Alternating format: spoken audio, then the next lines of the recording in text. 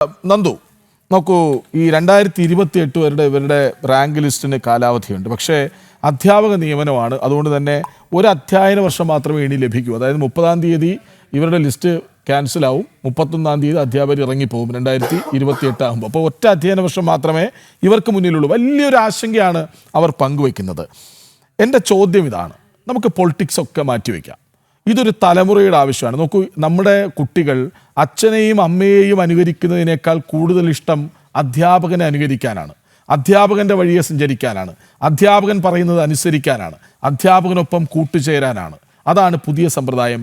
Black ബോർഡിൻ്റെ ഒത്ത നടുക്ക് പൂവ് എന്നൊരു വാക്ക് എഴുതിയിട്ടാൽ ഒന്നാമത്തെ കുട്ടി വന്ന് ഒരു പൂവാക്കും, രണ്ടാമത്തെ കുട്ടി വന്ന് ഒരു മഞ്ഞപ്പൂവാക്കും, മൂന്നാമത്തെ കുട്ടി വന്ന് ഒരു മഞ്ഞ മനോഹരമായ പൂവാക്കും, നാലാമത്തെ കുട്ടി വന്ന് ഒരു മഞ്ഞ മനോഹരമായ ജമന്തി പൂവാക്കും. അങ്ങനെ 50-ാമത്തെ കുട്ടിയിൽ അല്ലെങ്കിൽ 30-ാമത്തെ കുട്ടിയിൽ എത്തുമ്പോൾ അത് നമുക്കാർക്കും ചിന്തിക്കാൻ പറ്റാത്തത്ര വിശാലമായ ഒരു വലിയ വാചകമായി മാറും. അത് പറഞ്ഞു കൊടുക്കുന്ന, അതിലേക്ക് നയിക്കുന്ന അധ്യാപകനെയാണ് ഇപ്പോൾ പെരുവഴിയിൽ തള്ളിയിടുന്നത്. നമുക്ക് രാഷ്ട്രീയമൊക്കെ മാറ്റിവെച്ചാൽ ഇവരെ നമുക്ക് എങ്ങനെ കൈപിടിച്ചുയർത്താം?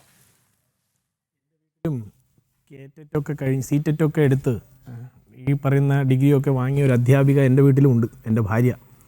അതുപോലെ ഇതുപോലെ മത്സര പരീക്ഷകളിലൊക്കെ എഴുതിയിട്ട് അതിന് റിസൾട്ടിന് കാത്തിരിക്കുന്ന എൻ്റെ വൈഫിൻ്റെ ഒരാകാംക്ഷയും അത് കിട്ടാതെ വരുമ്പോഴോ അല്ലെങ്കിൽ അതിൽ മാർക്ക് കുറയുമ്പോഴോ ഉണ്ടാകുന്ന ആ ഒരു മാനസികാവസ്ഥയും എനിക്കും മനസ്സിലാവും. ഞാൻ അതുകൊണ്ടാണ് പൊളിറ്റിക്സ് പറഞ്ഞപ്പോഴും ഞാൻ കാര്യമാത്ര പ്രസക്തമായ പൊളിറ്റിക്സ് പറഞ്ഞിട്ട് ഞാൻ മറ്റ് വിഷയങ്ങളിലേക്ക് പോയത്. ഇതിനകത്തുള്ള പ്രധാനപ്പെട്ട വിഷയം, ഇപ്പോൾ എൻ്റെ പ്രിയപ്പെട്ട സുഹൃത്ത് മൻസൂർ പറഞ്ഞതുപോലെ, ഇതിനകത്ത് സർക്കാർ എടുക്കുന്നൊരു നയം, എല്ലാ കാലത്തും സർക്കാരുകൾ യുവജന വഞ്ചനയ്ക്ക് ഉപയോഗിക്കുന്ന ഏറ്റവും വലിയ ടൂൾ എന്ന് പറയുന്നത് നിയമന നിരോധനമാണ്. അത് നിയമന നിരോധനം എങ്ങനെയെന്ന് ചോദിച്ചാൽ, നേരത്തെ അദ്ദേഹം തന്നെ പറഞ്ഞതുപോലെ വേക്കൻസികൾ കൃത്യമായി റിപ്പോർട്ട് ചെയ്യാതെ തടഞ്ഞു വയ്ക്കുക അല്ലെങ്കിൽ പൂഴ്ത്തി വയ്ക്കുക എന്നുള്ള നിലയിലാണ് കാര്യങ്ങൾ നടക്കുന്നത്. ഇവിടെ അദ്ദേഹം തന്നെ പറഞ്ഞതുപോലെ ഇപ്പോൾ കഴിഞ്ഞ കാലങ്ങളിൽ എനിക്ക് ഓർമ്മയുണ്ട്, വിദ്യാർത്ഥി യുവജന രംഗത്ത് 14-15 വർഷമായി വിദ്യാർത്ഥി യുവജന രംഗത്ത് നിൽക്കുന്ന ഒരു വ്യക്തി എന്നുള്ള നിലയിൽ ഒട്ടേറെ സമരങ്ങൾ, PSUമായി ബന്ധപ്പെട്ടിട്ടുള്ള ഒട്ടേറെ സമരങ്ങൾക്ക് പങ്കെടുത്തിട്ടുള്ള, നേതൃത്വം കൊടുത്തിട്ടുള്ള ആളെന്നുള്ള നിലയിൽ കൃത്യമായി ഞാനൊരു കാര്യം പറയുന്നു. ഈ കേരളത്തിലെ PSUമായി ബന്ധപ്പെട്ടിട്ടുള്ള ഉദ്യോഗാർത്ഥികളെ വഞ്ചിക്കുന്നതിൽ വളരെ വലിയ പങ്ക് സർക്കാർ ഡിപ്പാർട്ട്മെൻറ്റുകൾക്കുണ്ട്. ഒന്ന്, അവർ ഇപ്പോൾ ഇവിടെ ഉണ്ടായിരുന്ന പരീക്ഷാ കൺട്രോളർ, മുൻ പരീക്ഷാ കൺട്രോളർ അദ്ദേഹം പറഞ്ഞതുപോലെ വേക്കൻസികൾ കൃത്യമായി വരാത്തത് കൊണ്ടാണ് ഇവർക്ക് നിയമനം കിട്ടുന്നത്. ഞാൻ ചോദിക്കുന്നത്, ഇത്രയേറെ വേക്കൻസികൾ ഇല്ലാത്തൊരു സംസ്ഥാനത്ത് എന്തിനാണ് ഇത്തരത്തിലുള്ള മത്സര പരീക്ഷകൾ നടത്തുന്നത്? അപ്പോൾ അത് ഏതെങ്കിലും കോച്ചിങ് സെൻറ്ററുകളെ രക്ഷിച്ചെടുക്കാനാണോ, അല്ലെങ്കിൽ ഏതെങ്കിലും താല്പര്യമുള്ളവരെ തിരികെ കയറ്റാൻ വേണ്ടി മാത്രമാണോ? അപ്പോൾ 1, 2, 3 റാങ്കുകാരന് പോലും നിയമനം കൊടുക്കാൻ വയ്യാത്ത ഒരു ലിസ്റ്റ് ഉണ്ടാക്കിയത് കൊണ്ട് എന്താണ് PSCക്കുള്ള ലാഭം, അല്ലെങ്കിൽ എന്താണ് കേരളീയ പൊതുസമൂഹത്തിനും യുവാക്കൾക്കുമുള്ള ലാഭം? അത് വിശദീകരിക്കണ്ടേ കേരളത്തിലെ സർക്കാർ?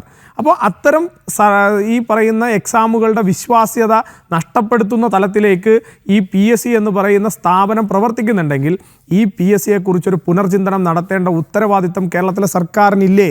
ഈ ചോദ്യം ഏറ്റവും സാധാരണക്കാരനായ, ഒരു രാഷ്ട്രീയവും ഇല്ലാത്ത ഒരു പൊതുപ്രവർത്തകൻ എന്നുള്ള ചോദ്യത്തിൽ നിന്ന് ഉണ്ടാവുന്നതാണ്. ഒന്നാമത്തെ കാര്യം. രണ്ടാമത്തെ കാര്യം, ഈ നിയമന നിരോധനം എങ്ങനെ പിൻവലിക്കുക? ഞാൻ മനസ്സിലാക്കുന്നത്, ഞാൻ VD സതീശൻ പ്രതിപക്ഷ നേതാവായിരുന്ന സമയത്ത് ഈ പറയുന്ന ഈ നിയമസഭയ്ക്കകത്ത് ഒട്ടേറെ വിഷയങ്ങളിൽ ഈ പറയുന്ന യുവാക്കളുമായി ബന്ധപ്പെട്ട സമരവേദികളിൽ, ആശാസമരവേദികളിലൊക്കെ അദ്ദേഹം വരുമ്പോൾ അദ്ദേഹത്തിൻ്റെ ഒരു സ്ഥിരം ക്ലീഷേ ഡയലോഗായിരുന്നു, 100-ലേറെ സീറ്റുമായി UDF അധികാരത്തിൽ വരും, അന്ന് നിങ്ങളുടെ ഈ പ്രശ്നങ്ങളെയെല്ലാം ഞങ്ങൾ അനുഭാവപൂർണ്ണം പരിഗണിക്കും. ഇവരുടെ സമരപന്തൽ ഉൾപ്പെടെ അദ്ദേഹം പോയി പറഞ്ഞത്, ഞങ്ങളിതെല്ലാം പഠിച്ചിട്ടുണ്ട്. അപ്പോൾ പഠിച്ച് വന്ന ഒരു സർക്കാരിനെ സംബന്ധിച്ച് ബേസിൽ പറയുന്ന കാര്യങ്ങൾ ആപ്ലിക്കബിൾ ആണോ? ഇനി 2 മാസം കൂടി എടുത്ത് ഞങ്ങൾ പഠിക്കണം, ഇനി 2 മാസം കൂടി, എന്നിട്ട് വാക്കാലൊരു ഉറപ്പെങ്കിലും തരുമോ എന്ന് ചോദിക്കുന്നത് അവരുടെ നിസ്സഹായത കൊണ്ടാണ്. ആ വാക്കാലുള്ള ഉറപ്പ് പോലും കിട്ടുന്നില്ല എന്ന് പറയുന്നിടത്താണ് അവർ സമരത്തിന് വരുന്നത്.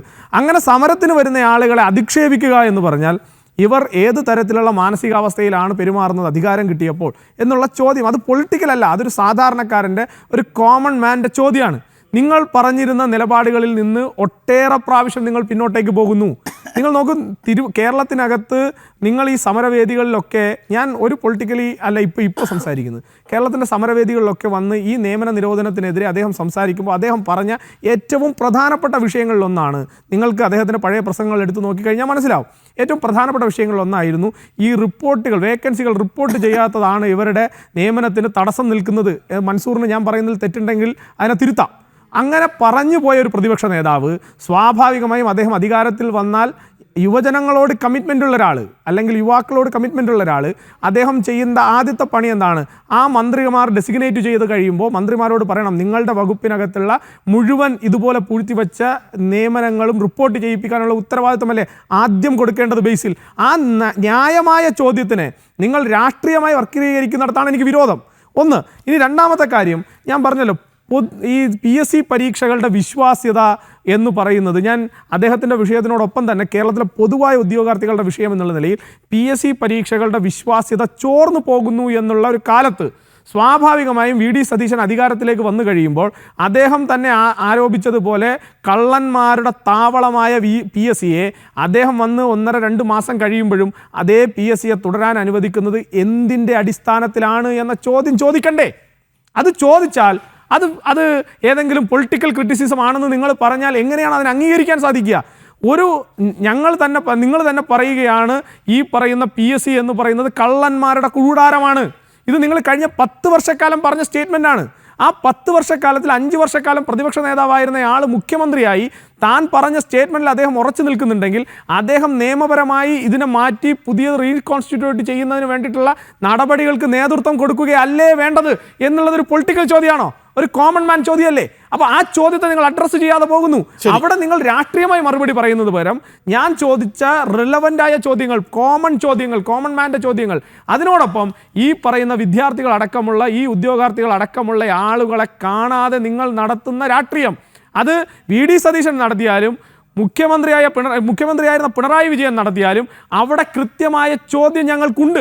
ഒറ്റ മിനിറ്റ് കൊണ്ട് ഞാൻ അവസാനിപ്പിക്കാം. അതായത് നിങ്ങളുടെ നട്ടലിനെ കുറിച്ച് പറയാനുള്ള സാഹചര്യം എന്തായിരുന്നു? നിങ്ങൾ നോക്കൂ, ഈ കുട്ടികൾ ഇത്രയും ദിവസം 24 ദിവസമായി സമരം ചെയ്യുന്നു. കേരളത്തിലെ 2 പ്രധാനപ്പെട്ട യുവജന സംഘടനകളാണല്ലോ DYFIയും അതുപോലെ തന്നെ യൂത്ത് കോൺഗ്രസും. അങ്ങനെയുള്ള 2 യുവജന സംഘടനകൾ, നിങ്ങളുടെ നേതാക്കന്മാർ പലകുറി കയറി ഇറങ്ങിയ സമരപ്പന്തലാണ് അവരുടെ. ആ സമരപ്പന്തലുകളിലേക്ക് നിങ്ങളുടെ നേതാക്കന്മാർക്ക് പോകാൻ കഴിയാത്തത് അധികാരമുള്ളവൻ്റെ മുന്നിൽ നട്ടല്ലു പണയം വച്ചതുകൊണ്ടാണ് എന്ന് അരക്കിട്ടുറപ്പിച്ചതുപോലെ ഞാൻ പറയും. അതിനോടൊപ്പം ഞാൻ ഒരു കാര്യം കൂടി ചേർത്ത് പറയാം. ഈ 24 ദിവസം അവർ സമരം ചെയ്യുമ്പോൾ മാനസികമായി അവരുടെ സമരത്തെ ഞങ്ങൾ രാഷ്ട്രീയമായി അവരുടെ സമരത്തിൻ്റെ പുറകിൽ ചെന്ന് അവരുടെ രാഷ്ട്രീയം അല്ലെങ്കിൽ ഞങ്ങളുടെ രാഷ്ട്രീയം അവരുടെ ഉള്ളിലേക്ക് കടത്താൻ ഞങ്ങൾ ശ്രമിച്ചിട്ടില്ല. പക്ഷേ VD സതീശൻ്റെ ക്ലിഫ് ഹൗസിലടക്കം യുവമോർച്ചയുടെ സമരങ്ങൾ ഞങ്ങൾ നടത്തിയത് രാഷ്ട്രീയമായ പിന്തുണ, അവർ ഉന്നയിക്കുന്ന ന്യായമായ ആവശ്യങ്ങളിൽ ഒരു യുവജന സംഘടന എന്നുള്ള നിലയിൽ നിങ്ങൾ 2 പേരും നട്ടല്ലു പണയം വെച്ചെടുത്ത് നട്ടല്ലു നിവർത്തി നിന്ന് ആ യുവാക്കളുടെ വിഷയം VD സതീശൻ്റെ ചെവികളിലേക്ക് എത്തിക്കാൻ നട്ടല്ലുള്ളൊരു പ്രസ്ഥാനം ഇന്ന് കേരളത്തിലുണ്ടെങ്കിൽ ആ പ്രസ്ഥാനത്തിന്റെ പേര് ഭാരതീയ ജനതാ യുവമോർച്ച എന്നാണ് എന്ന് പറയാതെ പോകാൻ സാധിക്കില്ല.